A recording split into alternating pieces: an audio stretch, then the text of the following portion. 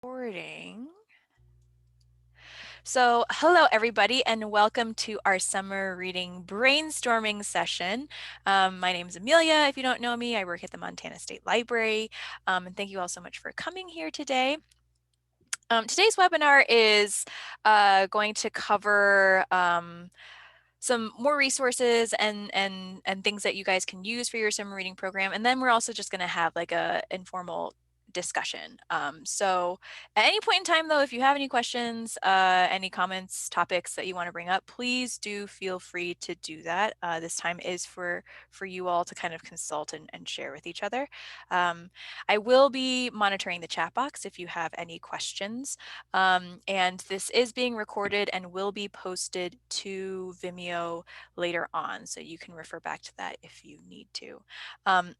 Real quick also, I am just putting a link into the chat box. If you all can go ahead and fill that out, it's just an attendance sheet so that I can put this into our records for our grant reporting and also make sure that you all are getting your MSL credit. So if you could just fill that out, that would be super great.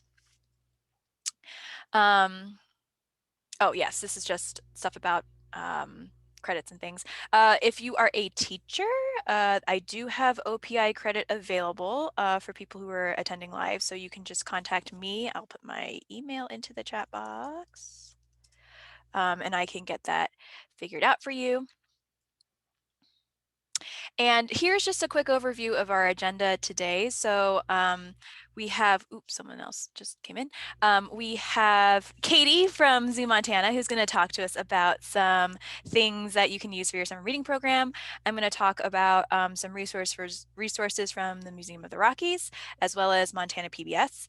Then we'll chat a little bit about CSLP and MSL summer reading resources, an exciting thing to announce about MLA and Town Pump, and then we'll get into a summer reading discussion. So these are some of the questions that we'll be talking about in summer reading, but again, we can go into any other topics that you would like as well. So just a quick preview of what we are planning to do today. So I mentioned that Katie is here with us from Zoo Montana, and I'll turn things over to her so she can talk about some of the resources that you all will be able to use. So, Katie. All right. Hi, everyone. Again, my name is Katie Elam. I'm the education coordinator here at Zoo Montana, and we are getting ready to do some virtual live programming because we've come out to some libraries in the summertime and it's super fun, but this summer we just, number one, don't have the capacity, and with COVID, it's not super responsible to do that. So we are offering, just ignore my scribbly notes on the side. We're offering a bunch of live programming, and the links that are in this are super helpful as well. But I'm just basically going to read off of this, and then I'm sure Amelia can share this with you too. But basically, you can invite us, our educators, human and animal alike. I even brought one with me today, just so you can get an example. Yay! This here is Johnny. Johnny is a little corn snake, and I know snakes aren't everyone's favorite, but they are pretty fun, and kids like to freak out about them and or love them. So you can invite us educators to your summer reading programs. We will do about an hour-long program, so typically about 40 to 45 minutes, and then we'll have much time for questions. We can do it where if you have people gathered, if you can do that safely, you can just present like for folks, or you can just share the whatever, that tickles, excuse me. You can share the link, whether it's a Zoom link or Google, whatever you need or whatever you have. You can share that with your folks, and then they can just watch from home, and you'll get more people watching that way too. So we're happy to work with that. The Calendly link that she put in the chat is our schedule. Currently, what we have, our availability is Tuesday through Fridays, 1:30 to 2:30 p.m. and 3:30 to 4:30 p.m. Saturdays, we have 10 to 11, 12 to 1, 2 to 3, and 4 to 5. We're more flexible during certain weeks because we are a team of 2 who will have one helpful person of 3 in the summertime, but we run our own summer camps. We'll be running these virtual programs. We'll be running our on-site amphitheaters as well. So where our availability is a little bit difficult, but there are 3 or 4 weeks where we have far more availability during the week where we're not running a camp. So if none of the dates on that Calendly availability work for you, definitely let us know because we might be able to work with you on that as well. And then our other resources we have available, we have a YouTube channel. We have, I believe, over 70 or 65 different videos on there. Some of them are recordings from a Facebook Live in the past. Some of them are lesson modules that we have recorded about so many different topics. Many of them are nearly, or all of them are animal related. Nearly all of them have live animals in them. We've been doing a series called Zoo Clues, where we talk about common guest questions about our zoo. So those are really fun ones too. And then on our website, those educational resources, we have an animal activity sheet for every species at the zoo. I have 3 more that I have to finish, but we have over 50 species at the zoo, and every animal has an activity sheet with it. So it's got a little block of text for reading comprehension. It's probably aimed for 3rd to 5th grade, but younger kids could probably sound out most of the words. They have a coloring sheet usually at the bottom of the first page, and then on the flip side, there's some kind of activity or 2 or 3. There's some that are empathy related, like, hey, what would you do if you were a porcupine? Or there's some that are educational. There's some that are word finds. There's some that are younger kid based. So they're super diverse. No activity sheet is the same as the next. Lots of information. So they're semi-educational, but also just fun for kids to do. We've even used them in our camps, and our 4 and 5-year-olds obviously can't read, but they'll just color in the pictures and they still like it, and they take those home. So there are those educational resources that are free for you to print and download and print off as many copies as you want. We've got on that site, we also have some lessons that I can help you with if you want to implement those lessons yourself.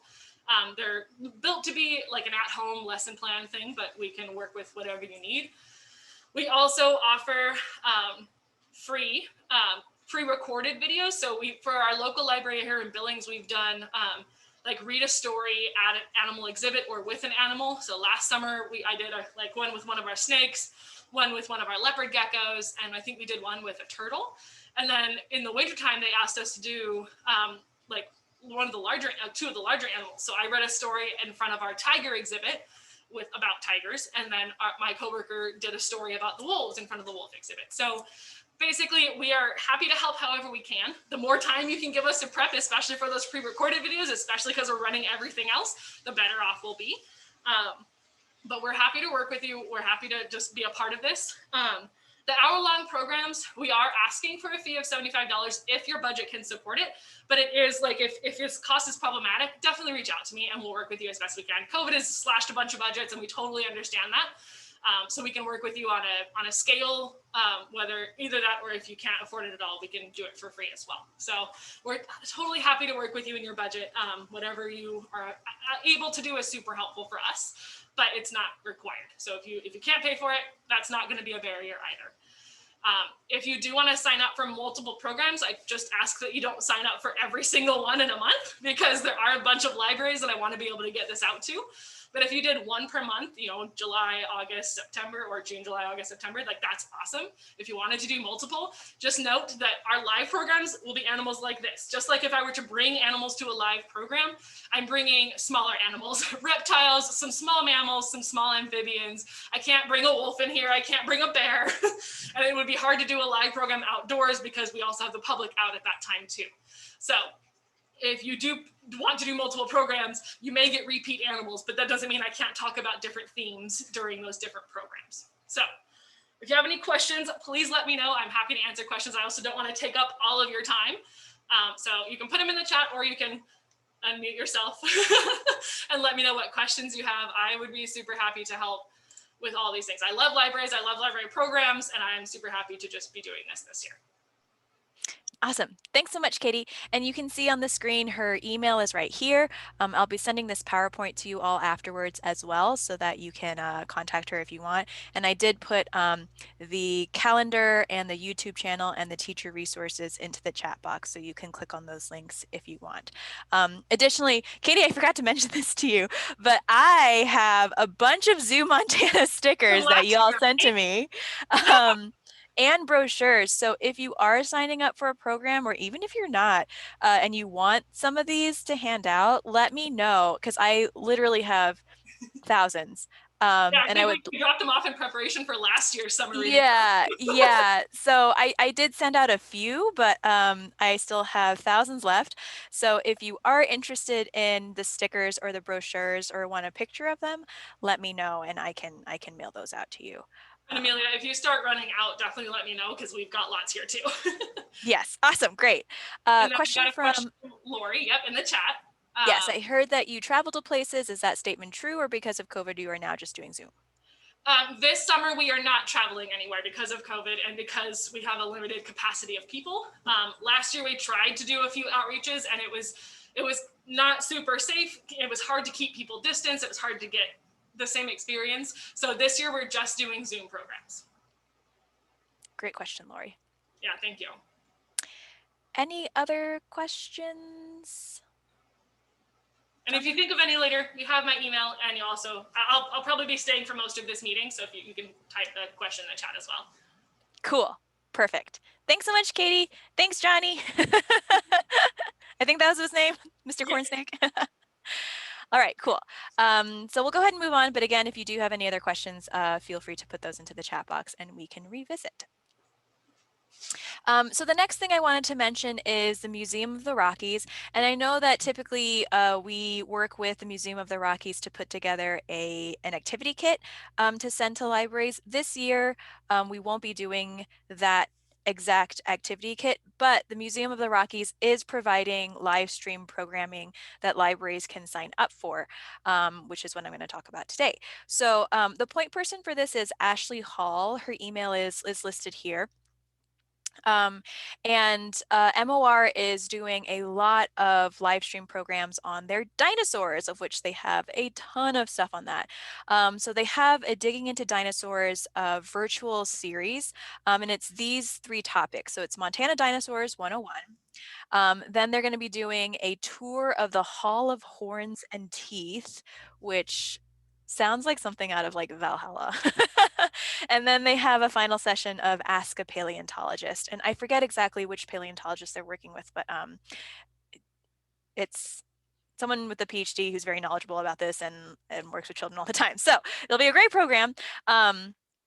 And if you if kids go through all 3 of these topics, they'll get like a junior paleontologist certification, which is really cool. So you can sign up for these programs. These are the dates. And I believe, so there's like June 7th, 14th, 21st, and then July 12th, 19th, and 26th. So I think in June, they'll go through all 3 topics. And then in July, they'll go through all 3 topics again. So take a look at your schedules, see what might work for your library. The programs will be on Zoom. It'll be 30 to 45 minutes long.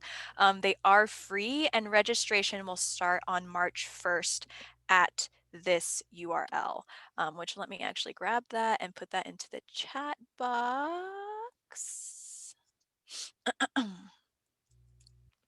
And I've put a note in my calendar to send a reminder to all of you on Wired as to when this is opening for registration.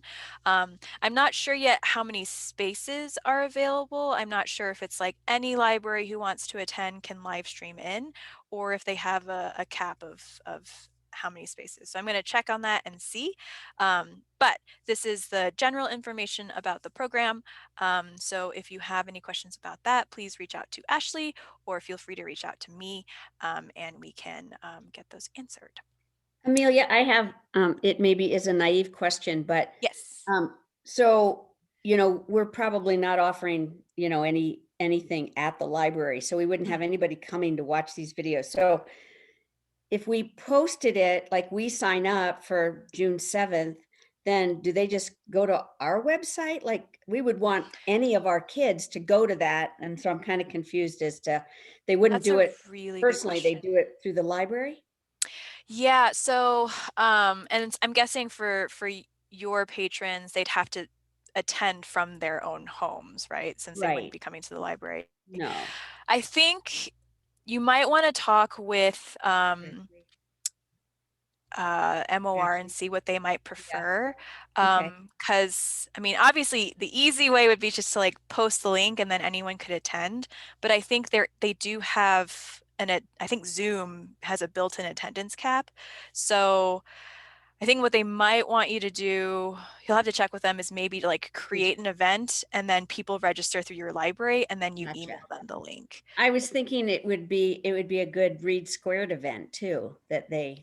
Oh yeah, something that they could unlock or something like that, and you could Mhm, put it into Read Squared. mhm, So that might be an option.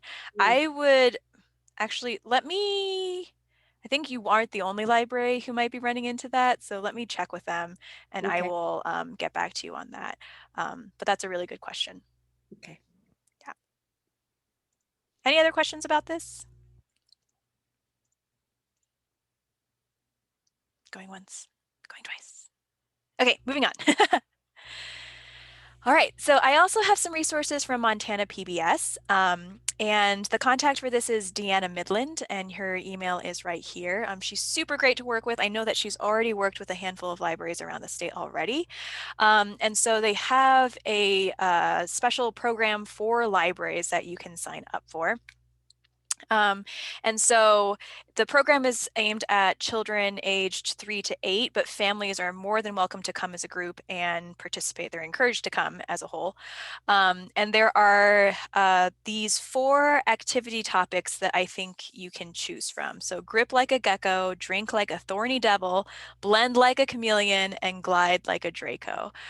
So those are the different activities that they have. And Deanna, I think, will talk with you and work with your library to figure out which ones might be best fit. And then that will be your program. I think from what Deanna has told me, she will physically come to your library and do this program. So obviously, I think she'll work with you to kind of figure out like what your library is comfortable with, what fits with like social distancing and local health department guidelines. But Deanna is willing to and able to travel. So that's a nice in-person option that you can perhaps consider. I do have write-ups for both the Montana PBS stuff and the MOR stuff, so I will send that out in an email afterwards to you all along with this PowerPoint so you can take a look at that. But you're also more than welcome to reach out to Deanna directly. She is really excited and happy to work with libraries, and she'd be happy to hear from you. So, any questions about that? And also just in general, Montana PBS has a ton of like educational resources, not necessarily summer reading related, but just like having fun and learning stuff related. So if you're ever feeling stuck on programming or planning something, check out Montana PBS, talk with Deanna. She can probably point you in the right direction. They have a ton of stuff on their website, and most of it, if not all of it, is free. So just a quick plug for that.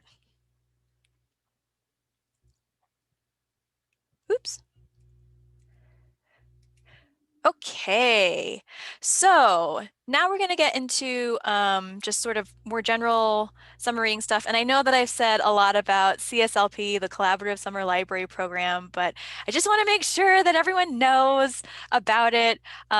All Montana public libraries are members of CSLP, so all of those resources are there available for you to use. You don't have to use them, but it's just nice to have the option if you want to use some of the artwork, if you want to use the online activity manual.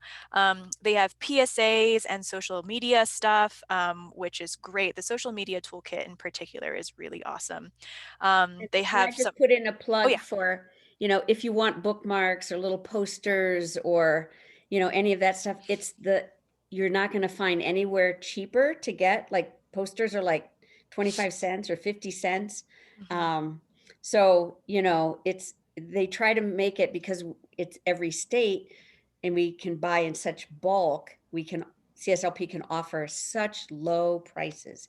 So Mhm. if you can just hold back from going to, other places that sell that kind of stuff and support CSLP, because all that money that comes from the materials that we sell, the manual and t-shirts and all that, goes back into CSLP, and make sure that like Amelia can go to a conference and doesn't have to spend money and that kind of thing. So yeah, it's make sure you go online and look at all the things they have available, because their goal is to make all these materials, really high quality materials, affordable.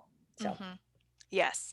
And if you ever have questions about CSLP or how to navigate the website or anything, I am more than happy to set up a Zoom meeting and kind of walk you through all the different stuff that's on their website. There's so much to explore there, and I love talking about it. So if you have any questions, please contact me, and I'm happy to sit down and talk with you in more in depth. Another thing that CSLP has, which is really cool, is summer food resources. So if you're interested in helping organizations in your community with feeding kids over the summer, check out a lot of that stuff. It's really, really great. Also, I think there's a lot of grant opportunities for summer food stuff because there's a lot of organizations in Montana that are really concerned with making sure kids are getting the right food and getting enough food. So that's a potential for partnerships there. Also, there is a supplemental packet that is being designed and will be released in the end of March, early April. And it has a lot of, I think, printables and sort of like take-home things. So I know that a lot of us are kind of planning on having another socially distanced summer reading program. So that supplemental packet will be super helpful. And I will send out an email on Wired to let you all know when that's available, but just letting you know that that is coming down the pipeline. And you can look for that later on in the year. Some other MSL resources I wanted to make sure that you were aware of. We've already had 3 workshops on summer reading. There was a general sharing session in January, and then Sherry Norfolk did 2 awesome workshops with us full of summer reading ideas. So all of those are uploaded. The recordings are uploaded on Vimeo, and you can take a look at that. But we are planning on having at least one brainstorming session each month until summer reading starts. So this is the one for February. There's going to be one in March, the date to be determined. And then there will be an April session at MLA that Cindy will be leading. So just letting you know that you can look for at least one session per month for people to get together and share ideas and talk over plans.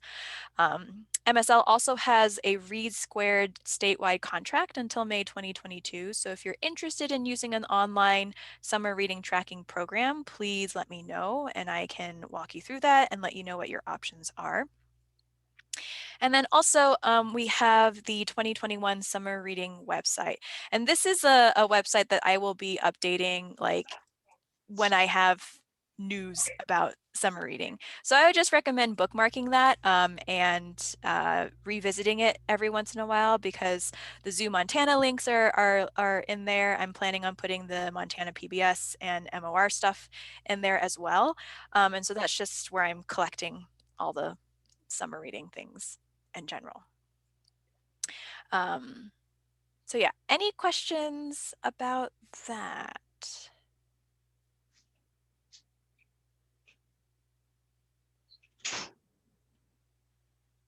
No? Okay. The last thing that I have to announce, this is really exciting. I don't know if you guys saw this in Focus, but Debbie Kramer from MLA has been working with Town Pump to provide grants to support summer reading programs in libraries across the state. So the details are still being worked out, but Debbie is hoping to formally announce something at MLA. And right now it looks like there will be funds, crossing my fingers. I'm not sure how big the grants are. But once that's all worked out, be on the lookout for on Wired for that information and for an opportunity for you to apply for something and get support from Town Pump. This is another potential if you're interested in doing summer food stuff. I know for a fact that Town Pump is really, really passionate in their charitable activities and making sure that kids across Montana are being fed. So this is a possible entry point if you're interested in getting involved in that work. So yes, more details to come with this, but very exciting. And thank you so much to Debbie and MLA for brokering this partnership. Okay. Sorry, I feel like we sped through all of that stuff. Any questions on that before we move on to just the general discussion portion?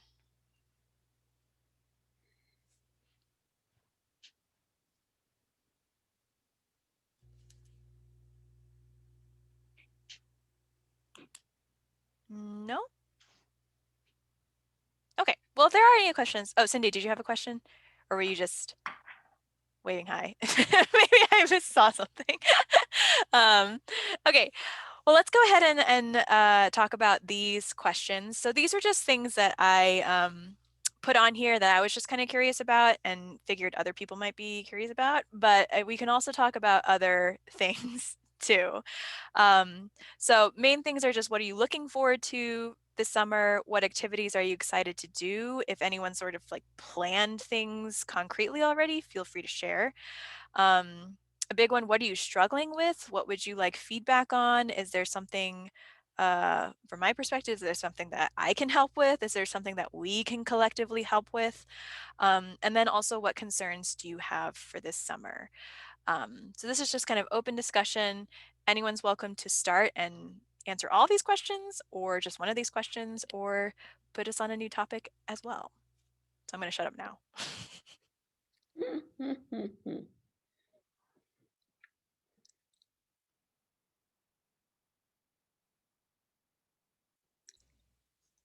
Are any other libraries planning to do things outside this summer? The Dillon Public Library does stuff outside all the time, and um, we social distance appropriately and things like that. And we have stations set up so a family can go to each station. So that's how we run that. And then we make sure that one family's done with the station before the next family comes in and things so that we can have participation. But we usually do a petting zoo in April, and we have moved the petting zoo to kickoff. So when we do kickoff, we'll have all these different animals, and I'm looking forward to that because we've got some fun animals that we bring in. What animals do you have, Lori? We have chickens and goats and baby cows and hedgehogs and a boa constrictor this year, like this giant horrible snake. Exotic. And yeah, and bunnies. So we have just a bunch of random Awesome. things in town that people are like, hey, I have this pet. I'd really like to show it off. So it Oh, makes it that's so fun. cute. Quick comment from Shannon in the chat. I did all of our summer programming outside last year and it worked great. We are still in discussion about what we'll do this year. And I don't think you're alone in that. I think, especially because, you know, more and more people are getting vaccinated, which is great. But it's hard to predict how that's going to go. And it's also so dependent from location to location. Like, you know, some places have more resources and more supplies and are getting vaccinated quicker, and then other places aren't. So um, it'll be kind of staggered, I think, this year. Mhm.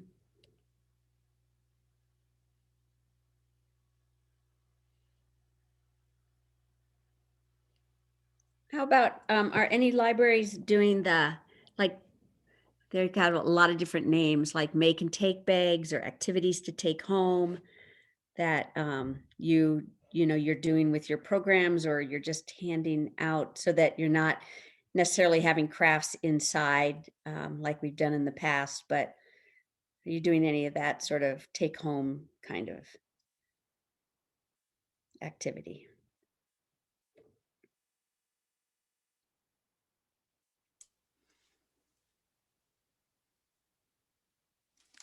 You can unmute yourself and talk too if you want, or you can put it in the chat. That's fine as well. So since you all love hearing from me, this is Lori again. um, so we have been every week we do story time, and then we have kits that the families can come in and take home with their activities. And we'll also have kits set up so that if they don't make it to the story time or they're not comfortable this summer, they can still come in and get the kit and the activity and the resources that go with it. Mhm. But we are doing one weird spin-off because it's tails and tails, right? Well, gold panning, you have tailings. So we Ah, actually have somebody coming in to teach gold panning. and they're bringing dirt and stuff like that. So, you don't necessarily have to do animals. You can think of things that have tails, comets, that kind of thing. That's a great idea, Lori. And there's a Mm. lot of things that have tails. Shannon says that they've also been doing the take-home kits. Feel free to share any other take-home kits that have worked really well, whether it's topics or certain activities. Molly says they've been doing that at Lewis and Clark, and Fawn says we're doing a Valentine's kit. Currently has a find and seek.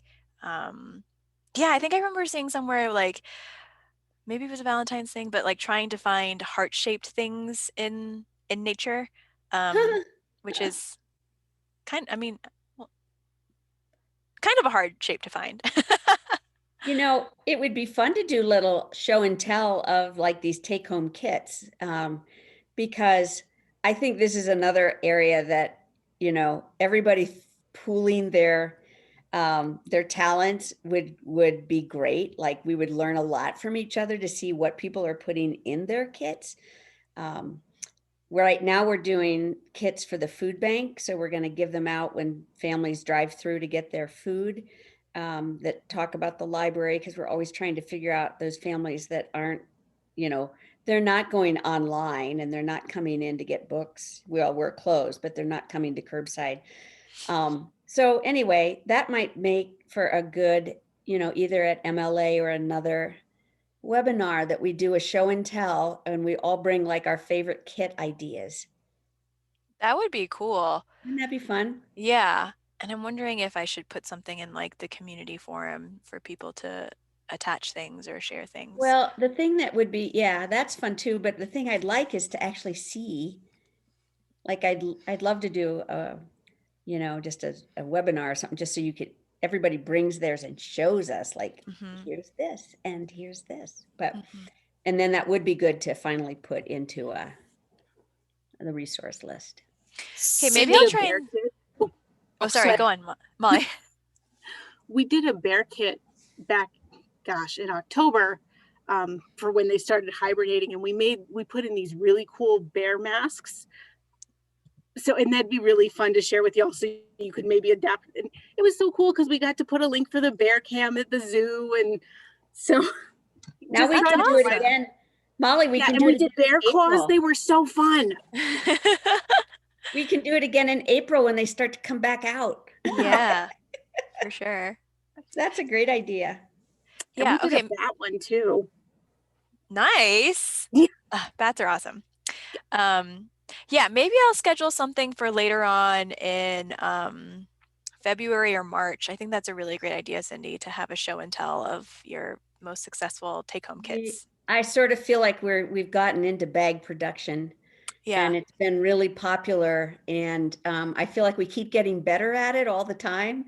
But it's a funny thing because you're giving out all this stuff and you're not getting the feedback that you normally do if they're all in the room and they're Mhm. working on a project.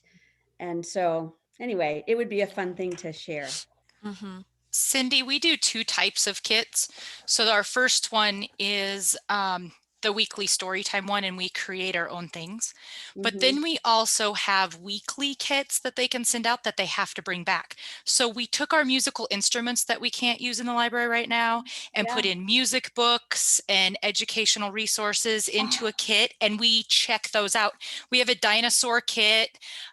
We have coding kits. We have like 13 kits. We have a nutrition one that we have like the toy food from the library that we can't use. So we have those.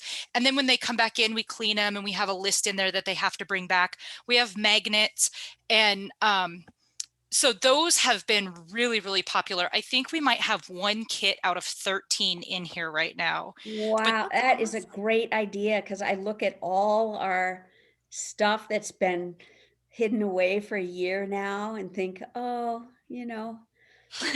poor little toys and blocks and cars and trucks. Yeah, you Yeah. can do a car one and have, I mean, I've got all kinds of crazy ideas. I'll stop, but No, it's keep a, going, Lori. it's a lot of fun.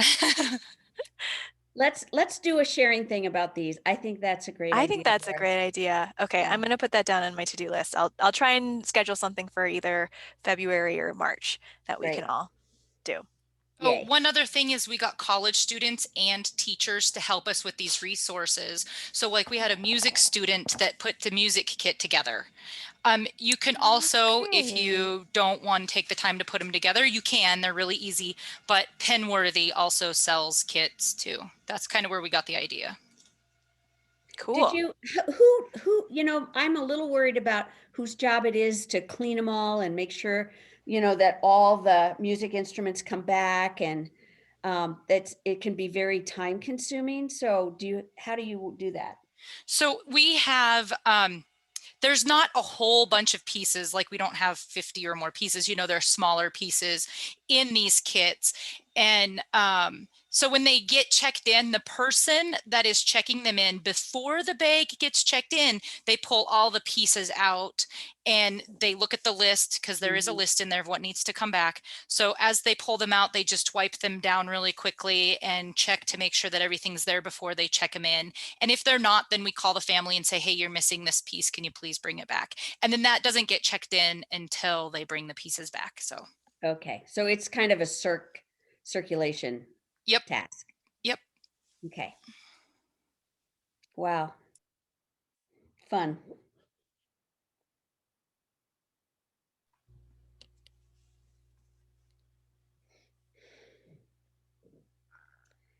Let me look here. What concerns do you have for the summer, or what are you struggling with?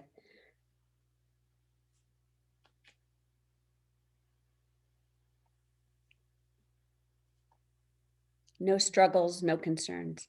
Everything's smooth sailing. Life is Perfect. so Couldn't be good. better. Yeah, couldn't be better. Well, we survived last summer, so it does feel like we went over a big hump and got good at kind of responding to the situation. So I feel like we can fall back on that if we can't be together this summer, that we've had a summer of practice doing that. So, but is that right, everybody? Life is good. Everything's great. Peachy keen. Yeah. Whitney says balancing screen time for our kid patrons, for sure. Mm-hmm. I think parents are really looking more for hands-on activities. And, I wrote all these great ideas down. And I think that the thing that's nice about some of these, like Zoo Montana and maybe the PBS and Museum of the Rockies things, are you can reach a broader audience that maybe can't come and do anything hands-on. So I like the idea of kind of providing both, so that those families that need that in the summer with their kids can have access to it, but we're not relying solely on putting kids in front of a screen. Mm-hmm. Brittany says in the chat, the unknown, planning ahead when we aren't really sure what we'll be able to do by the summer, which is a really good point. Yeah. I was just going to say what we have done here, just an idea in the past couple summers at Garfield County Library here in Jordan. We have it's reading by the different genres. So they have a sheet that they have to read a book, like a biography, a nonfiction, a fiction, historical fiction. And that would be like for the older grades to do, and then the adults. And actually our adults really like it. And so that's just awesome. an idea what we've done. Then they just have to read one book from each of those different genres. Book bingo, kind of. That's awesome. And on the CSLP website, there's lots of great graphics for the adult summer reading. So if on your sheet you want to make it look really cool, you can just get a template for what that 8.5 by 11 or whatever you're doing looks like, so that it'll look super professional. And you sounds like you already have the participation of a lot of adults in your community. So We have some, but the ones that are doing it really like it. yeah, That's great. It kind of forces them to get out of their, what they're used to. Yeah, right. for sure. Right. Do you reward them is there something that they're working towards in order to do all of We those do things? have, we What have are prizes. What are some of your prizes that you do for the teens and adults? Um, a gas card to the gas station. Oh. Okay. They really like that. Or an Amazon card. Oh, Karen, I can't really hear you. It's come It like, comes in and out. yeah. Wait, now you're muted, so you might have to unmute yourself. Like sometimes we can hear you really well, and then sometimes it's really faint. Maybe that's just me though. I had to hit Alt A again for some reason. But yeah, a gasoline card or an Amazon card. Let's see what else. What else did we? Things like that. Yeah. I'd be down for a grocery card. I'm like, But yeah, someone yes, else pay Ryan's for grocery. my Oreos. There you go. Food. Oh, we have a coffee shop here in town, so we do gift cards for. They have. It's a gift and a coffee shop there, so. Trying, yeah, Nice. things that kind of help the local businesses thrive. Sure. The restaurants and cards and stuff like that. You know, So, that's a great idea. We tried that this last summer, where we gave coupons for the kids to a local toy store and a local bookstore. And because we wanted to really support, we were afraid those things might go away during COVID. Um, and so um, we had our library foundation pay for those. We didn't ask for donations. We actually wanted to support those with monetarily. And so that was a huge success. And I think that this year we may ask for just that we pay for most of it, not all of it, because we didn't realize it was going to be so popular, i.e., so expensive for the foundation. But I love the idea of what you're doing there of rewarding readers with something that benefits the bigger community. I think that's a really cool thing. So, right. Keep everybody, all of our local businesses thriving and 100%. We also gave out museum passes. So Museum of the Rockies, and we have a computer museum, any museums in town.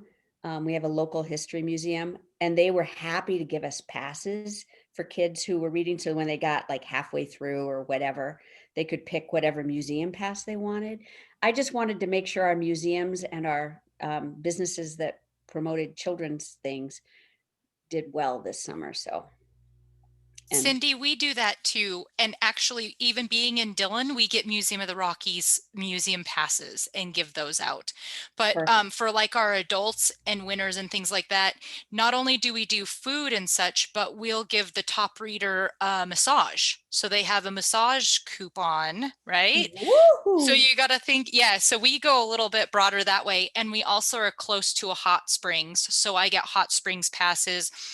In the wintertime, I get ski passes and things like that, to really encourage people to come in. So we also do the fuel and food and grocery store and things like that. But for our top readers, we really try to pack it on Yeah. with the other places around.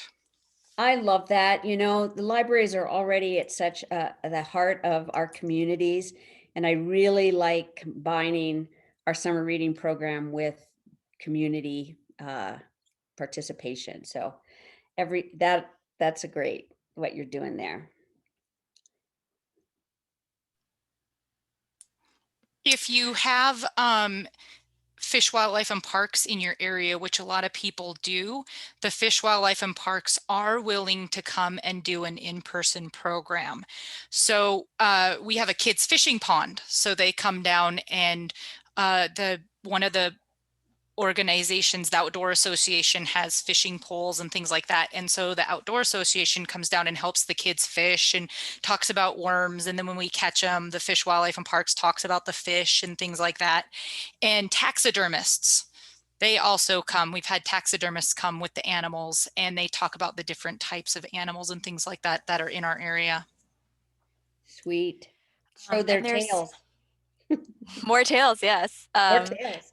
And then there's a question from Carly. Is that how most library give prizes?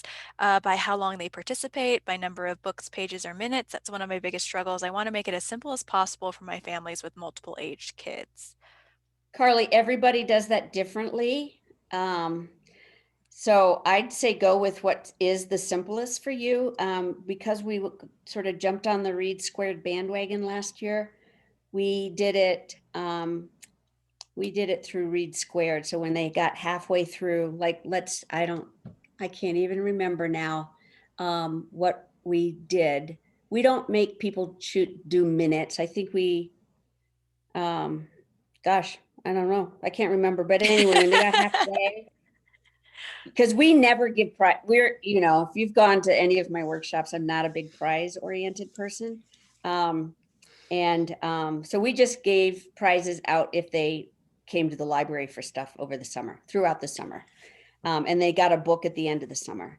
But with the Read Squared thing, that's when we decided to do the community thing. And so you can do it where you do how many books they read, how many pages, how much time. The thing you don't want to do is you don't want to make it onerous. Like you don't want kids every time they sit down to read for fun to think, oh, got to start the timer now. At least that's my opinion. So we are a little bit relaxed about that. We're just happy that people are participating. And so, but every library does it differently. So chime in, guys, because you'll have some good ideas for Carly. We did in Havre, when I was in Havre, we had a weekly drawing. And so I went to like the car dealership and got one of those little kid cars that you can get in and drive around, like they sponsored that. I got one of the construction companies to buy a whole art set. So it was the easel, all the paints and stuff like that. So I go and get like the bigger companies. The bank participated and I can't remember what they bought. And so we had 7 prizes. It was one a week. And every day that they came into the library, they'd get to put their name in whichever bucket they wanted to put it in. All 7 prizes were out and they could see them, but they were big prizes. And then our top 3 readers won something extra special. So that's how I did it there. Here in Dillon, I just kind of jumped on the bandwagon with what they were previously doing. And what we do here is we still get prizes, but the kids read for money.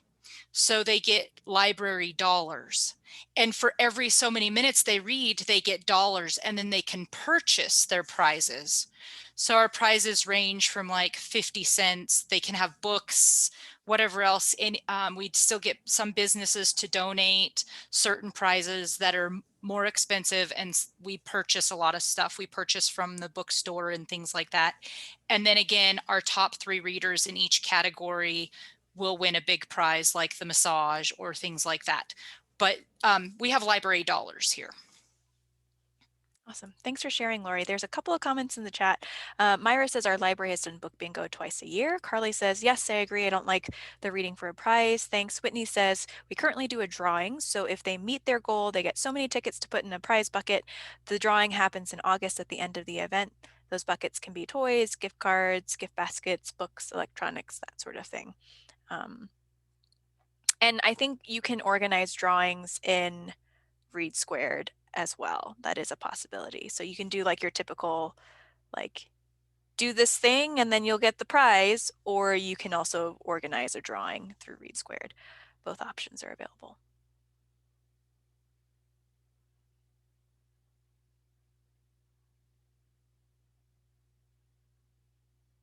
And also just a reminder, I don't know if a lot of libraries already do this, but there are always organizations that have money and are looking for other organizations to help them spend it.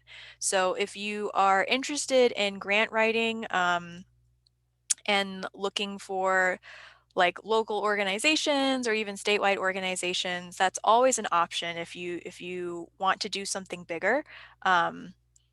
Again, no pressure, but if this is something that you do want to do, there usually is money to be found.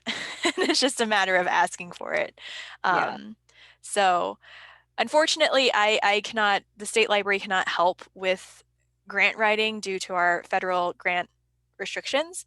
But there's a ton of libraries who have done grants and have experience with grant writing. So I think if you're interested in it, you can just send a question out on Wired and you'll get some responses back. But as a reminder, you are not necessarily limited to just your budget. There are a lot of people who are passionate about helping kids read and learn. Yeah. So, Don't ever be afraid to ask. yes. Rarely do people say, no, I don't really care about the children. Nah. Yeah, it's great PR for organizations too, saying that they're helping with summer reading.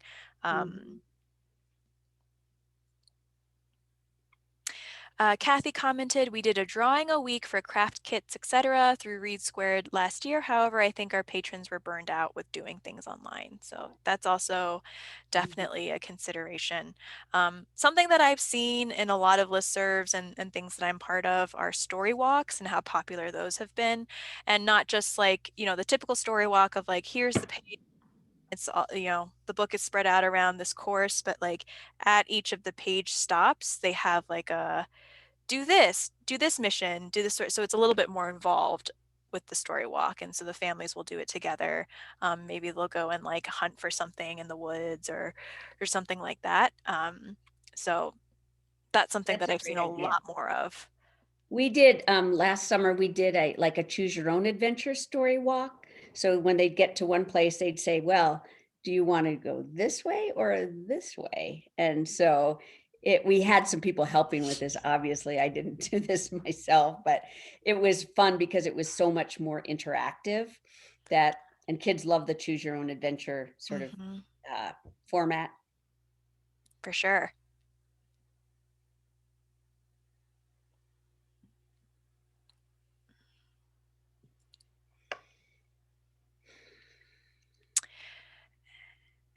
Any other questions, comments, any suggestions for ways that the state library can better support or resources that you wish you had? I can always go searching for things. I appreciate you sending out all the information, not only once, but several times. Okay, I'm glad because sometimes I'm like, maybe they're sick of No, hearing I from have to me. show you. I have to show you all. Here's my program manual, and then I have on the inside. Look here. There's my big old number that I have to put in every time I go online and want to look at the manual online, which I put in about 10 places because I always forget. So anyway, I appreciate all your support when we're trying to do something and we forget, oh, that's right, we have to put in that code. Yeah, and you can always email me if you have questions about anything. We do.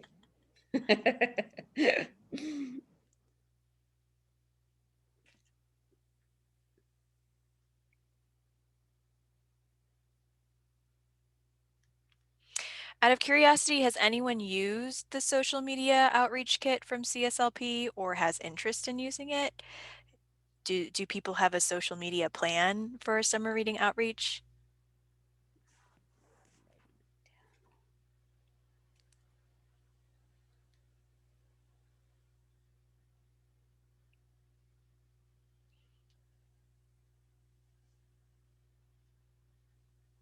If the children's department doesn't do any kind of social media, I suspect somebody at your library does do some.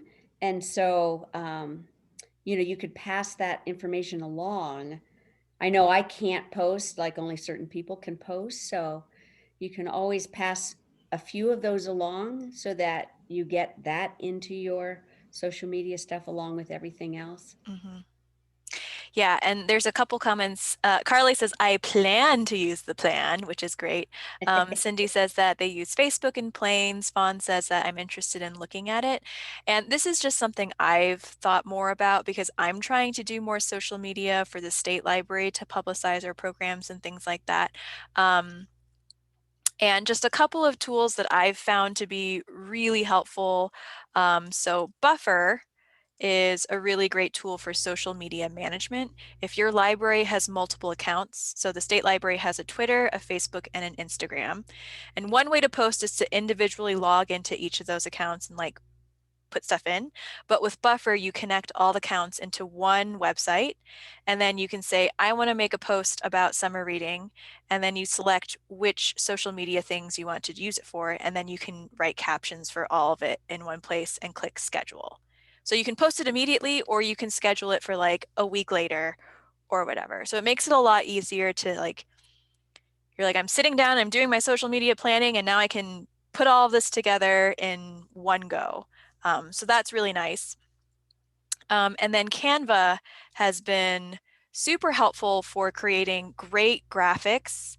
They have so many great templates and things that you can search for free and just put in your text, download it, and then you can add that to your social media posts. What's So that those are called? two tools that I've found super, super useful. And in general, the social media toolkits that I've found to be helpful, and when I'm doing my own social media planning, is I go, right now my goal is to do like something twice a month. um, and so I go and I list the months, and then you put in your caption of like, you know, summer reading's coming up, blah, blah, blah, blah, blah. And then you find out what hashtags to use so that people can like be connected. And then you can put in links, suggested links to include in the post, and then a graphic. And so those are like the four main things that I consider when I'm putting together posts. So that's how the CSLP social media toolkit is done. They have an example caption there that you can change. They have example hashtags, graphics, and links. And so you can just kind of put that together very easily to create social media posts for your own library. So if anyone has other social media tips, please let me know. This is something I'm still very new to, and I'm trying to get better at it. But, you know, that kind of outreach is, I think, really important. And so I'm trying to not ignore it as much as I used to.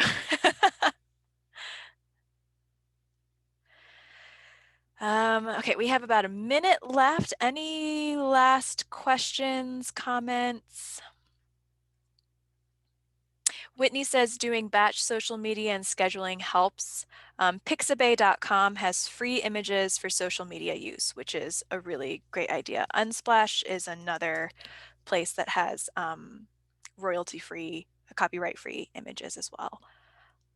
Thanks, Whitney.